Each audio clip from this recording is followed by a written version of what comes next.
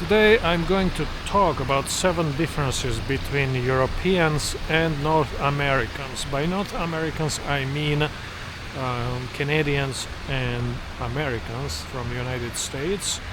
By Europeans I mainly mean people from continental Europe. Let's start then. Number 1. How are you? So the question how are you when you ask in Canada or United States is basically part of the greeting. You don't really want to know how this person you might not even know is doing. However, in most European countries, if you ask how are you, that basically means an honest question. So in many countries they would start telling you about their life and their struggles, which often puts people from Canada and United States in a very weird position, because they ask themselves, why are you telling me all this? I'm not even interested. There are some cultures or some countries in Europe where there are some similarities with this question how are you, and one of them is France, for example. Comment allez-vous? I believe that might be the same. So probably it doesn't apply to France. You can give me a comment and let me know if in France is the same thing as in North America. Difference number 2: small talk. Small talk exists in North America. So you see your neighbor or you see a person in a grocery store. You are waiting in line, so to kill time you just talk to the other person.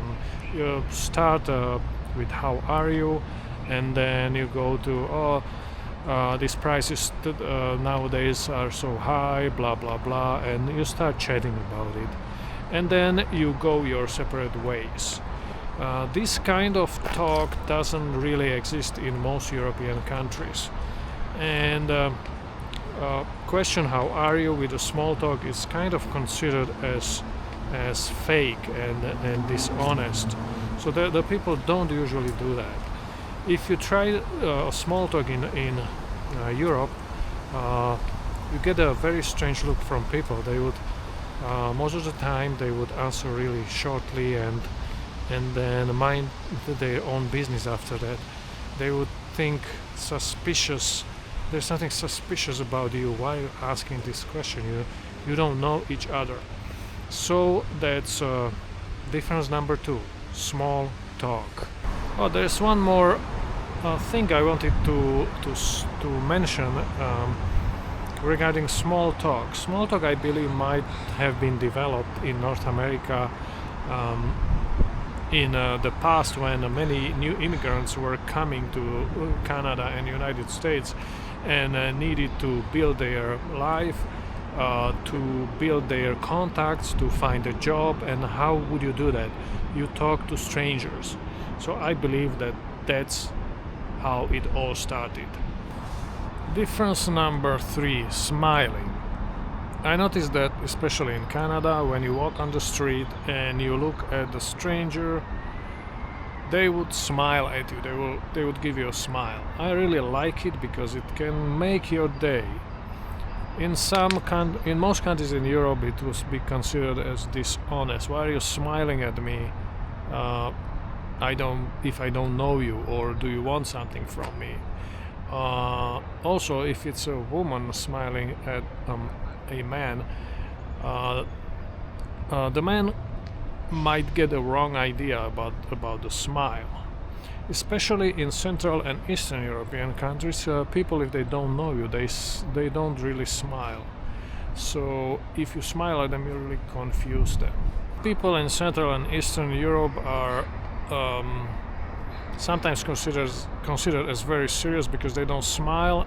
But the difference is that once you start to know them, then they will become very, very friendly. And I like this smiling culture because, like I said, it can make your day if somebody smiles at you, instead of if somebody had a fight with their partner in the morning and they would just transfer this bad mood at you by looking grumpy or talking to you in a not very friendly way, that you don't want that, right? You don't want that. Difference number 4. North Americans are loud. If you are in Europe and you sit in a restaurant and there is a group of Canadians or Americans, you would probably notice them right away because they would be talking very loud. This also applies to everyday life in North America. Like if you meet somebody and they would introduce themselves, they would do it in a very loudly manner.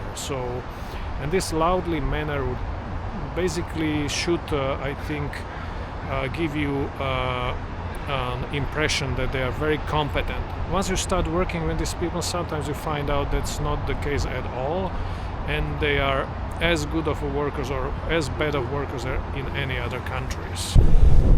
I noticed this difference especially when I met a group of European students from Netherlands, Belgium, France, and they were sitting in the office and they were talking really mildly and quietly, and I was thinking, oh, these people are a little bit different than the rest of us here, including myself now. And I realized they are Europeans. So then that was the moment when I really realized there is a big difference in how loud the North Americans are comparing to Europeans. And one more point to this topic: if you wouldn't be loud, then you might be perceived as incompetent and a person with low self-esteem. So in North America, it's a must to behave like this, to be as loud as possible. Maybe it's an exaggeration, but yes, you have to be loud. Difference number 5: birthday celebration. In North America, if a person has a birthday, then his or her friends would invite them to a pub or to a restaurant to celebrate, and they would pay for them. It's not like that in Europe, or at least in most European countries I know. If it's your birthday, it's your obligation to invite your friends to a restaurant or to your house and to cook and bake for them or prepare the food and drinks and spend all this money. When I spoke about this with North Americans, they feel like this is not very nice because the person who has a birthday is not supposed to work, so you should do this for them. Well, that's a good point. Difference number 6: potluck party.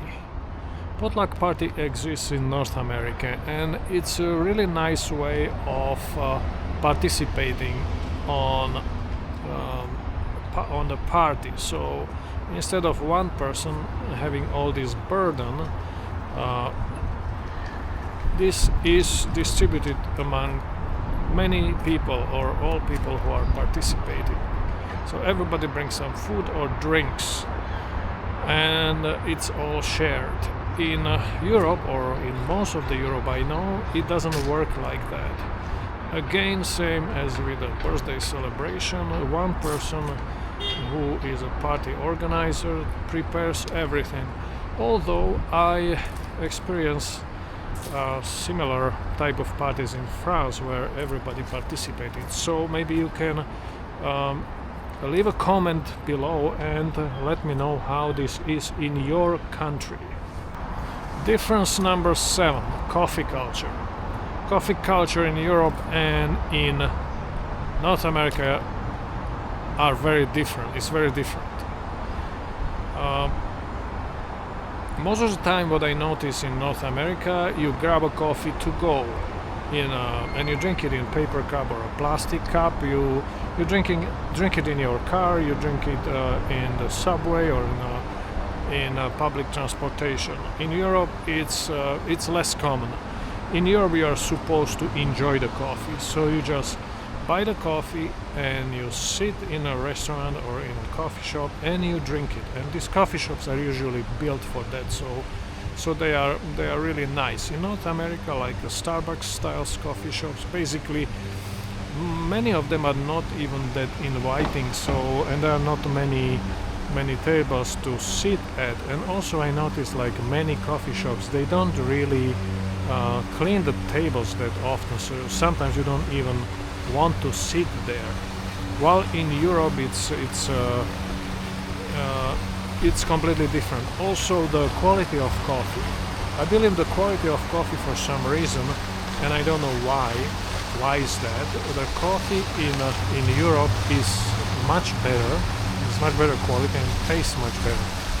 And this is not coming just from me. There are also many people I talk to in North America, who live in North America.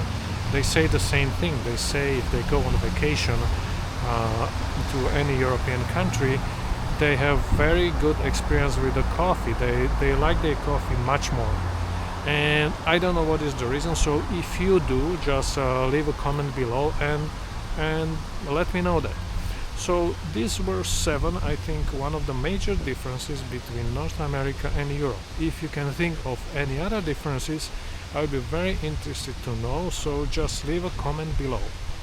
Until then, have a nice day.